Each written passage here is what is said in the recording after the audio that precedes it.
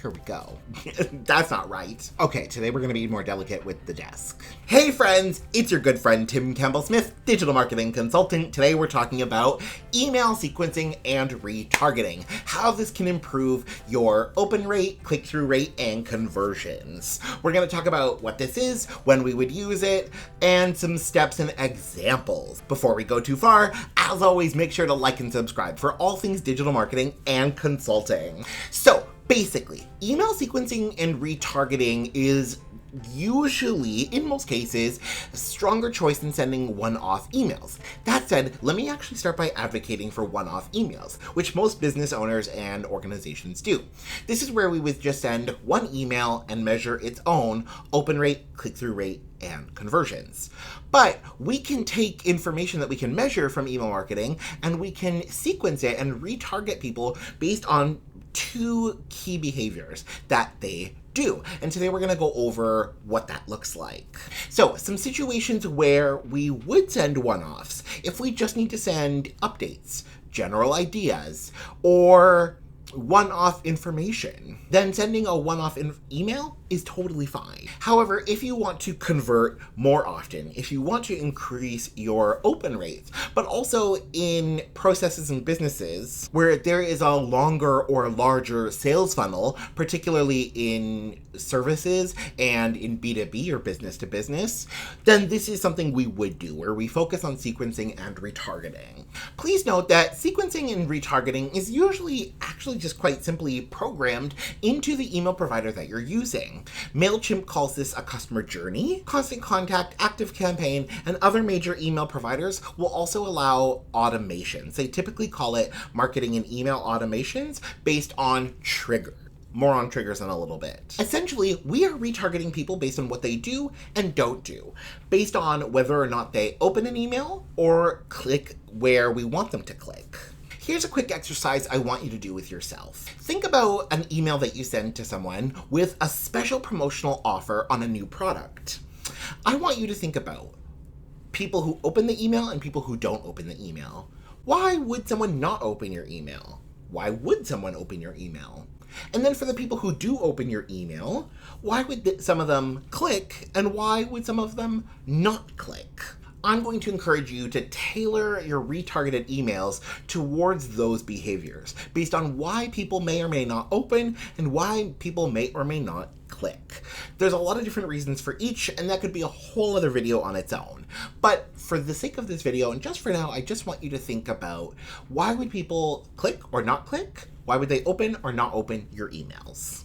So, I'm a very visual person. I was taught sequencing and retargeting through a visual medium, and I want to share through a visual medium with you. So I'm going to invite you into my iPad where I actually draw out a sequence and a retargeting plan for emails. I'm going to apologize. My handwriting on my iPad is definitely nowhere near as good as it is on paper. Sorry about it. But jump in here with me and see what does it actually look like to sequence and retarget emails. Okay, so here we have the outline of a sample email sequence. Now this looks a little vague and big, but I promise we're going to explain and I'm going to show you how successful email sequencing that improves open rates and conversions looks like this. But let's start by looking at what people typically do. When people, typically, and I'm going to apologize again for my bad writing. My writing does not always look like this, but writing on an iPad is kind of funny. Typically, business owners will send one email, right? They send it to consumers and the end. Right? We send it, we might measure like open rate and click-through rate and conversions, but it's based on the idea that they just send one email blast and hope people take a desired action.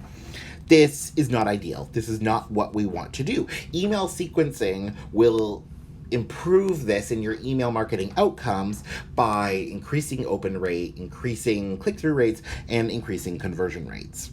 So let's look at that model and how that works. So basically, this all starts with one email. And this email actually starts with a trigger. So your trigger can be anything from signing up to your email list or a specific email list to opting in on an offer, something. Okay? So we have one trigger to send out that email. When we send it out, here's the first thing we're going to evaluate to start moving us through this sequence. Do they open the email? I'm going to put yes over here and no over here. Do they open it? So, let's start with the no side. Let's start by saying no. We send out that first email and an audience member or a group of audience members do not open the email. Well, there's two different things that we can do. I would actually start by resending it, and you would resend it with a different subject line, maybe saying, hey, Tim, did you miss my last email? And then the question again becomes, did they open it? Because this is the first action that we can track with the email. So if they do not open it, so we're going to choose a no path. This brings us to, and this is going to be in the center, because you're going to see all paths eventually lead to here. No further action required. Right? So you sent them this first email, you sent them the second email, and they did not open it. If they're not opening two of your emails, don't bother them. Don't be spammy. So this is why no further action is required. But let's say that they do open that email. Well, then the next thing that we evaluate is, did they click? Did they click the desired link that you wanted to? If yes, no further action is required because they've done the action that you wanted. But if they say no, again, you can actually go back and resend it and go through this path, or you can go to no further action required and leave it there. And there we have a sequence.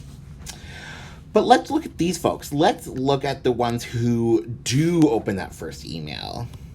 Well, so let's go back to this question. They've opened it. The next action that we can measure is, did they click or not? So I'm going to write, did they click? If yes, no further action is required. But if no, you can resend another email. This is another email. Did they open it? If no, no further action is required. You can't keep these going. Please note, you can build sequences that are longer and bigger than this, but we're going with something pretty short just for brevity's sake. But let's say they do open it. Again, do they click on this one? Well, in this case, actually, no and yes will lead to the same place. Because again, if they've clicked, then they've taken the action you desired. If not, we don't want to be spammy, so we leave the sequence there. And here we have an example of a sequence. All of these lines really represent all of the questions we're asking, and when or when we do not, send another email as a follow-up. But see, we're doing this, we're designing this based on the actions people take. We don't just leave it as a one-off and hope for the best. We are retargeting people. Remember, the type of people who open an email are different from the ones who do not open an email. These ones who opened an email opened for a certain reason. So we want to consider that in each decision we make and each email we send, right? Versus people who do not open an email, they don't open it for a certain reason. So we have to modify these other emails that we send. So you have to be careful about that and just keep in mind, why did people maybe open the email but not click? Why did they click but not convert? And as always, remember, you can have way more sequences and way more parts of this. But for brevity's sake, we've just looked at what happens when someone does open an email versus when they don't open an email, when they click on what we want them to click, and when they don't.